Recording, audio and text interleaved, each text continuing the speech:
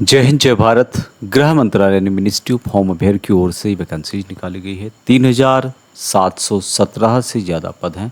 पूरी जानकारी इस वीडियो में देने वाला हूं। कहां पर ये वैकेंसी रहेगी, क्या इसमें सैलरी रहेगी, पूरी डिटेल्स के लिए वीडियो को अंत तक देखिएगा। चैनल को सब्सक्राइब नहीं किया है तो कर सकते हैं, आपको बहुत समय भी इस तरह के अपडेट मिलते रहेंगे। तो यहाँ पर इससे संबंधित एक शॉर्ट नोटिस जारी किया गया है जो कि आप यहाँ पर देख सकते हैं। हम डिटेल्स जानेंगे इस शॉर्ट नोटिस के माध्यम से, क्या उसमें डिटेल्स रहने वाली है। तो यहाँ पे आप देखेंगे इंटेलिजेंस ब्यूरो की ओर से वैकेंसी निकाली गई है। Ministry of home affair government of India की तरफ से ये जो पद यहाँ पे हैं, assistant central intelligence officer grade 2 executive examination 2025 के तहत यहाँ पर assistant central intelligence officer grade 2 की वैकेंसी यहाँ पर इनके द्वारा बताई गई है। ये शॉर्ट नोटिस है जहाँ पर वैकेंसीज के बारे में बताया गया है। अभी ज़्यादा जानकारी के लिए ऑनलाइन के माध्यम से आप इसकी जो ऑफिशियल वेबसाइट है www.mha.gov.in या फिर दूसरी जो वेबसाइट है www.ncs.gov.in के माध्यम से भी आप इन वैकेंसीज़ के लिए देख सकते हैं। अभी यहाँ पर देख रहे होंगे आप लोग, इसकी डिटेल्स बताई गई है। वैकेंसीज रिजर्वेशन वाइज यहाँ पर डिटेल्स बताई गई है। टोटल वैकेंसीज 3717 है, जिसमें कि 10% वैकेंसीज पूर्व सैनिकों के लिए रिजर्व करके रखी रहती है। Assistant central intelligence officers grade 2 की वैकेंसीज। अभी एमएचए के अंतर्गत यानी कि गृह मंत्रालय के अंतर्गत दो टाइप की वैकेंसी ज़्यादातर आती है। सिक्योरिटी असिस्टेंट की आती है और दूसरी आती है जो ये वैकेंसी मैं बता रहा हूँ, ये CIO की वैकेंसीज।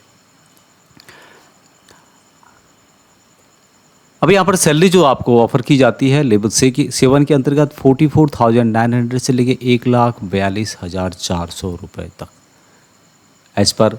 और उसके अलावा यहाँ पर जो एडमिसिबल अलाउंसेस हैं सेंट्रल गवर्नमेंट के द्वारा दिए जाते हैं वो भी यहाँ पर आपको देखने को मिलेंगे। यहाँ पर आप देख सकते हैं कि बेसिक पे 44,900 रुपये होता है। DA जो होता है 46% नहीं बल्कि अभी 56 पर रहा है, उसके हिसाब से दिया जाता है। ये नोटिफिकेशन पूरा है। यहाँ पर एक अलाउंस दिया जाता है जो कि SSA है। ये जो SSA अलाउंस है ये स्पेशल अलाउंस होता है, इसको बोलते हैं special security allowance. 20% of basic पे दिया जाता है, ये इसी जॉब में मिलता है।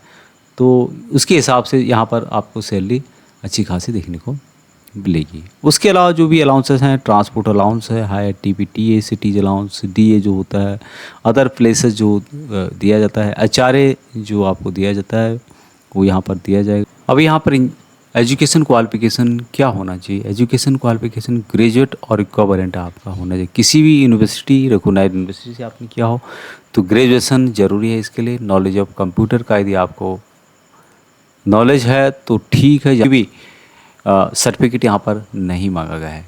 एज 18 से 27 साल के बीच में होती है और पूर्व सैनिकों को एज रिलैक्सेशन दिया जाता है as per central government rule के अनुसार। तो जो भी आपकी एज है उसमें से जितने आपने सर्विस की वो माइनस करने के बाद 3 साल की और आपको छूट दी जाती है। तो इस तरह से कैलकुलेशन करने के बाद आपकी जो एज है 27 साल से ज़्यादा नहीं आनी चाहिए। अभी सर्विस लायबिलिटी है कि the post of involve all India transfer liability. तो इसमें ऑल इंडिया ट्रांसफ़र होता है, जैसे कि आप जानते हैं होम मिनिस्ट्री के अंतर्गत है और सिक्योरिटी से रिलेटेड है, इंटेलिजेंस ब्यूरो से रिलेटेड है। तो यहाँ पर जो ये आपकी पोस्ट रहेगी ऑल इंडिया रहेगी और एनीवेयर सर्विस आपको इंडिया में करना होगा। अभी यहाँ पर स्कीम ऑफ एग्जामिनेशन किस तरह से होने वाला है, बहुत ही इंपॉर्टेंट है। सबसे पहले यहाँ पे टायर 1 होगा, उसके बाद होगा टायर 2 और उसके बाद होगा टायर 3। टायर 1 के अंतर्गत कंप्यूटर बेस्ड एग्जामिनेशन होता है। यहाँ पर 100 ऑब्जेक्टिव टाइप के क्वेश्चन MCQs होते हैं, मल्टीपल चॉइस क्वेश्चन, और इनको 5 पार्ट में डिवाइड किया गया है और प्रत्येक पार्ट 20 नंबर का होता है। एक क्वेश्चन 1 मार्क का होता है। करंट अफेयर्स 20 मार्क का होगा, जनरल स्टडीज़ 20 मार्क का होगा, न्यूमेरिकल एप्टीट्यूड 20 मार्क का होगा और रीजनिंग/ लॉजिकल एप्टीट्यूड 20 मार्क का होगा। इंग्लिश भी आपका 20 मार्क का होगा। तो टोटल 1 घंटे का टाइम दिया जाता है, 100 मार्क का होता है और निगेटिव मार्किंग आपको यहाँ पे मिलेगी 1/4 ऑफ ईच रॉन्ग आंसर पर दिया जाएगा। टायर 2 के अंतर्गत डिस्क्रिप्टिव टाइप पेपर होगा जो कि 50 मार्क का होगा, जिसमें कि एक ऐसे होगा, किसी भी चीज़ पर ऐसे आपको लिखने को आ सकता है जैसे कि SSC वगैरह में आता है, जो कि 30 मार्क का होगा और उसके बाद होगा इंग्लिश कॉम्प्रिहेंशन से रिलेटेड, ये होगा 20 मार्क का। तो 1 घंटे का टाइम दिया जाएगा और टोटल यहाँ पे मार्क होंगे 50 मार्क। तीसरा जो हो गया यहाँ पर पड़ाव है वो है इंटरव्यू। इंटरव्यू जो होगा काफ़ी इम्पोर्टेंट है और 100 मार्क इंटरव्यू के लिए दिए जाएंगे। जितने आपको रिटर्न में दिए जा रहे हैं उसके बराबर यहाँ पर मार्क आपको दिए जाएंगे, क्योंकि ये काफ़ी इम्पोर्टेंट पोस्ट होती है और इसके लिए जो इंटरव्यू होता है काफ़ी सख्त होता है। तो जो भी इसकी तैयारी कर रहे हैं उनको इंटरव्यू के लिए भी अपनी तैयारी करनी होगी। अब यहाँ पर कट ऑफ के बारे में बताया गया, in order to achieve qualitative selection and recruit the best available talent. तो यहाँ पर अनरिजर्व को कम से कम 35 मार्क लाना ज़रूरी है, ओबीसी को 34% मार्क लाना ज़रूरी है, SC ST को 33% लाना ज़रूरी है और EWS को भी यहाँ पर 35% लाना ज़रूरी है।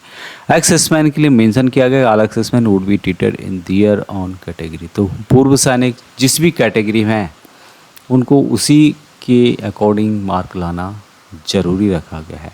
अभी यहाँ पर जो होगा टायर 1 एग्जामिनेशन के बाद कैंडिडेट शॉर्टलिस्टेड किए जाएंगे टायर 2 के लिए 10 टाइम्स के हिसाब से, और उसके बाद in the basis of their combined performance tyre 1 and tyre 2 के बाद the candidate would be shortlisted for tyre 3। यानी कि इंटरव्यू के लिए आपको बुलाया जाएगा टायर 2 होने के बाद complete 5 time of the number of vacancy, यानी कि 5 गुना ज़्यादा लोगों को यहाँ पर बुलाया जाएगा। एग्जामिनेशन फ़ीस के बारे में यहाँ पे बताया गया कि एग्जामिनेशन जो फीस होगा ₹100 होगा एंड रिक्रूटमेंट प्रोसेस जो फीस जो है वो होगा 450 रुपये। तो ऑल कैंडिडेट जो भी हैं रिक्रूटमेंट प्रोसेसिंग फीस चार्जेज होगा 450 रुपये, और male candidate unreserved EWS and OBC category जो होगा एग्जामिनेशन फीस होगा 100 रुपये। अप्लाई करने के लिए MHA की जो ऑफिशियल वेबसाइट है www.mha.gov.in या फिर NCS की जो पोर्टल है www.ncs.gov.in के माध्यम से आप अप्लाई कर सकते हैं। तो अप्लाई करने के लिए यहाँ पर बताया गया है, ये शॉर्ट नोटिस है। The application portal will be operational from 19/7/2025 से लेके 10/8/2025 तक रात्रि 12 बजे तक आप इन वैकेंसीज़ के लिए अप्लाई कर सकते हैं। रजिस्ट्रेशन जो 19/7/2025 से पहले या फिर 10/8/2025 के बाद एक्सेप्ट नहीं होगा। अभी सिटी ऑफ एग्जामिनेशन किस तरह से रहने वाला है, कहाँ कहाँ पे आपको एग्जामिनेशन के लिए सिटीज़ इनके द्वारा डिक्लेयर की जाती हैं टायर 1 एग्ज़ाम के तहत, ये इसकी डिटेल्स यहाँ पे बताई गई है, जिसमें कि अंडमान निकोबार के बारे में बताया गया, आंध्र प्रदेश में है, उसके अलावा अरुणाचल प्रदेश, आसाम, जम्मू एंड कश्मीर, झारखंड। तो पूरे भारत में काफ़ी सेंटर्स इसके द्वारा दिए गए। एक स्टेट में कम से कम 2 से लेके 7, 8, 10 तक भी आपको सेंटर देखने को मिलेंगे।